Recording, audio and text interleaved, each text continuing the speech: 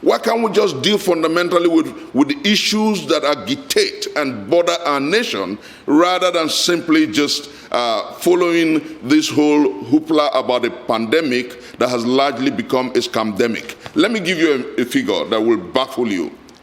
In 2019, the year that you had this COVID story, they had, and before it seriously landed in the UK, they had more deaths in 2019 and 2018 than the United Kingdom recorded in 2020.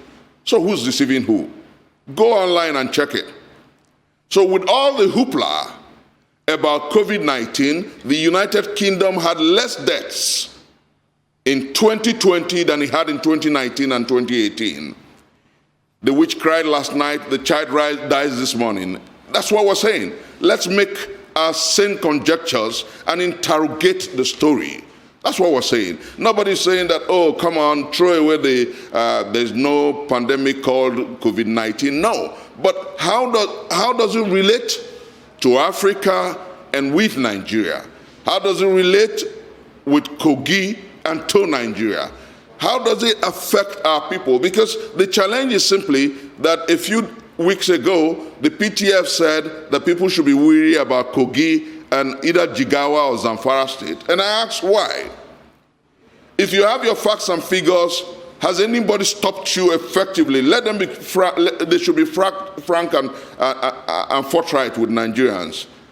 They've been doing tests in Kogi. So is there a cloud over Kogi that stops people from contracting and contacting COVID-19?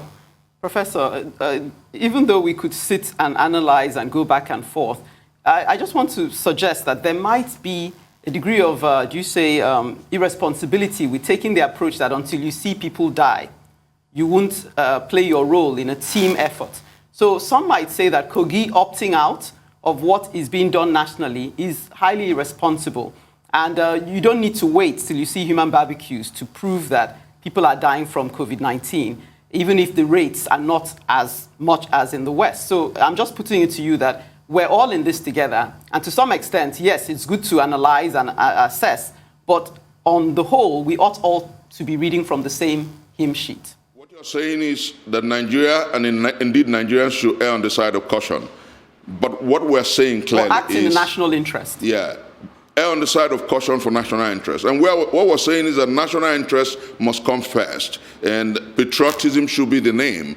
And if you look at the figures clearly, what we're saying is that more monies, more business, it's been more about funds than about fighting the disease. Are you aware that since February 27, 2020, Nigeria spent about 3.5 trillion on the pandemic?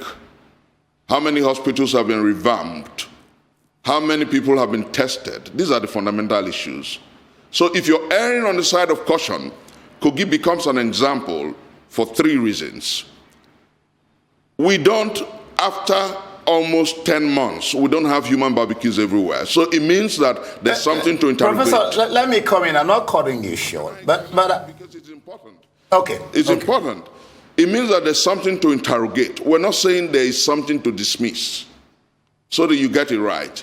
Then, if after 10 months, the Nigeria's foreign direct investment, Kogi came tops because it did not lock down its economy and things haven't gone bizarre there is something to interrogate.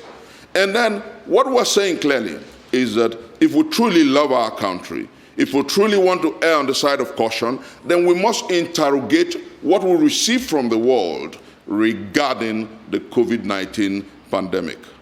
Well, thank you very much. We do, of course. NAFDAC says they must test every vaccine before they issue. That's one part of interrogating. Thank you for being on the program Newsday, Professor Chris Nwakobia.